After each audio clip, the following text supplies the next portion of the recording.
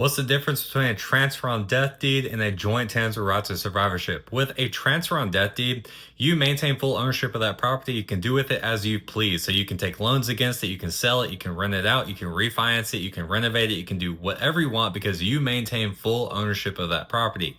With the transfer on death deed, you are going to name your children as the designated beneficiary of that property. When you pass away, all they have to do is go to the county clerk's office in the county where you live, file a survivorship affidavit and your death certificate, and they will process those documents and transfer the property over to them, and it will avoid the probate courts altogether. Now, with joint tenants' rights of survivorship, you don't maintain full ownership of that property. You co-own that property 50-50 with your kids if it's just one kid. And then when one of you passes away, the property, their portion of that property will automatically pass down to the surviving co-owner.